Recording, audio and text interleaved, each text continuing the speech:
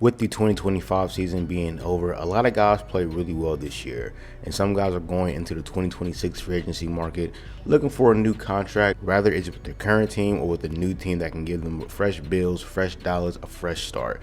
In today's video, we're going to be looking at some players that's going to be getting paid big time going into the free agency market. So let's get straight into it. But first things first, when we are on the grind to 500 subs before the NFL season starts in 2026. So if you like this video, man, make sure you like it, comment down some players or some thoughts, and make sure you subscribe because we're on that grind to 500. Okay, now let's get into the video. Okay, so our first player, he actually signed with the Dallas Cowboys for 1 year for like $3 million. He had a very strong rookie season, and his comeback is really good, and that's Javonte Williams. Javonte Williams had a breakout season in 2025, and it's one thing to note that he plays for a very pass-heavy offense, a pass-first offense with 2 All-Pros and an All-Pro quarterback. So it's very shocking to see that he had 1,200 yards and 11 touchdowns in 2025. Now, the way that the NFL is in 2026, it's kind of hard to justify paying a running back really big money. And I'm not saying that he's going to get Saquon money or Christian McCaffrey money, but no, he's going to get well more than 1 year and $3 million. I mean, again, 1,200 yards on a pass-heavy team, 11 touchdowns. That's not easy. And the fact that he only missed 1 game in 2025, I'm hoping that Javonte Williams can stay healthy for his next team and really for his NFL career. But this is definitely a W season. He definitely outperformed his contract, and he will definitely get paid in 2026. Now, going to our next player, it's actually Javonte Williams' teammate, and that's wide receiver George Pickens, man. Now, after spending 3 years in Pittsburgh, and he kind of had, some ups and downs, and he had some off-the-field issues. Him going into Dallas, we all knew that this was going to be his make-it-or-break-it season as far as securing that long-term contract. And I believe that he secured that long-term contract having over 1,400 yards and 9 touchdowns, man, which is a career high in both categories in his career. And add on to the fact that he made a Pro Bowl and he almost made the All-Pros first team, but he made the second team. This just adds on to the fact that he's going to get that long-term, $30-35 million per year kind of contract.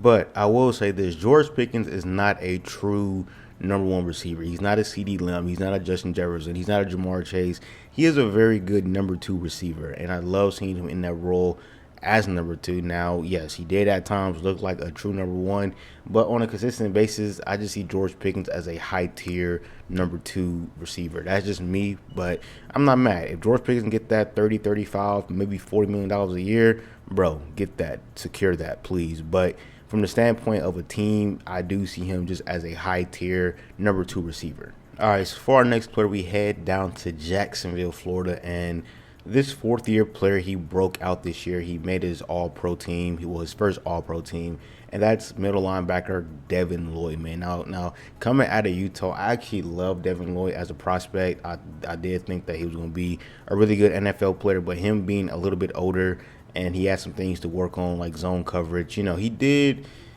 go up. He was all right, but in his first 3 years, he had over 110 tackles in each year, and there was that natural progression. But the Jaguars did shoot themselves in the foot with Devin Lloyd. Number one, they declined his 2026 option, and that makes him a free agent in 2026. And also the fact that they're in the negative with their salary cap. They're about negative $7 million in salary cap space, and they have to make a lot of room to keep Devin Lloyd. And I just think from the business side of it, they're probably going to let him go. And so the tandem of Devin Lloyd and Foyesade Oluokun will be coming to an end. And that sucks because I actually love seeing that duo, when they were in Jacksonville. But when you watch Devin Lloyd this year in 2025, you can just see his presence. It was just known the entire year. And added to the fact that he had 5 interceptions this year, the dude was beasting and feasting every single game. And I love seeing this year from Devin Lloyd.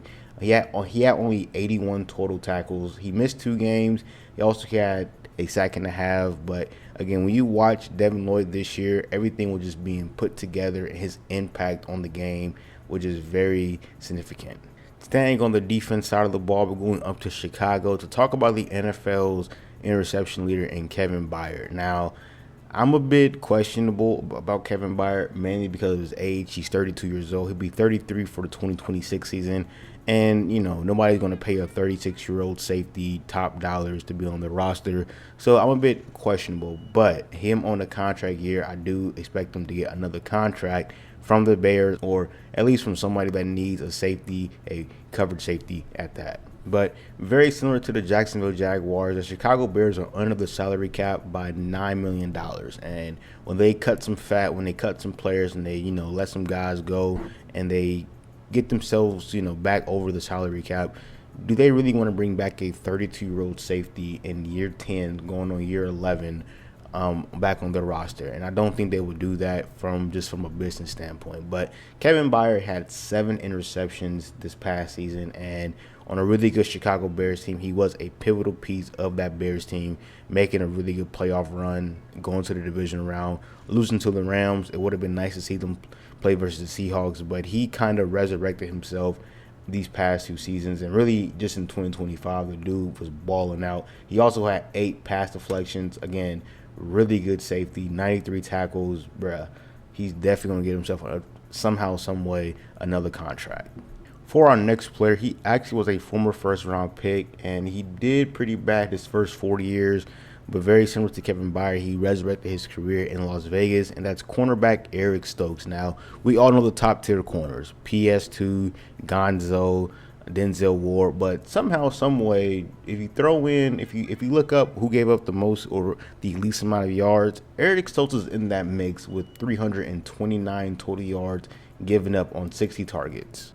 60 targets, 34 receptions, that's 56%. Again, 329 yards and only 1 touchdown. And this is his lowest QBR rating when being targeted since his rookie year, because his last 3 years at Green Bay, he had 123, 145, and then a flat 100, and that's pretty bad. And again, this year, being on the worst team in the NFL, he was very dependable. He did his job and he went home. And this was his contract year to make it or break it. He's definitely made it. He's going to, go to the bank, go to these teams and say, yo, this is what I did on the worst team in the NFL. Give me my money. But he is 26 years old. He'll be 27 for the 2026 season. And we all know with cornerbacks and running backs, they hit a cliff. Really, really any NFL player, once they hit that wall or that cliff, it's very hard to recover from. And being 27 years old in the 2026 season, you kind of question, was 2025 just that 1-year wonder, or can he produce again in 2026 and beyond? So I can definitely see where teams are kind of questioning, his first 4 years were borderline bad. Now can you do it again and again and again? That would be the biggest question mark. But again, in the NFL, in a league where we look at what did you do most recently, he's definitely going to bank in off that 2025 season. And for our final player, it is quarterback for the Indianapolis Colts, and that is Daniel Jones, man. Now, most of you guys know Daniel Jones' story. He goes to the Giants. He spends about 3 or 4 years there. He had 1 good year in 2022, but after that, even before that, Daniel Jones really didn't do anything too special. And after the Giants let him go in 2024, he signs with the Vikings, and then he signs a 1-year, about $14 million deal with the Colts, and he did very, very, very, very good. But versus the Jacksonville Jaguars, he ends up tearing his ACL or just some kind of season-ending injury. It is the biggest question mark for the Indianapolis Colts, is do we bring him back, try to get that spark again with him, or do we let him walk and we just start all over again? But I'm not here to talk about the Colts. I'm here to talk about Daniel Jones. Regardless of what happens, Daniel Jones will get another contract somewhere. Maybe a 3-year deal, just based off the fact that he again resurrected his career, very similar to Sam Darnold, what he did with the Vikings. Funny enough, they were teammates, but very similar to what the Vikings and Sam Darnold. Somebody's going to pay him, and even if the Colts pay him, they're going to pay him because he showed flashes and he showed really good progression. But hey, man, those are my thoughts for some players that are going to get paid because they had some really good 2025 seasons, man. Hey, if you like this video, make sure you like, comment, and subscribe. We're on our way to 500 subs, and we are out. Peace.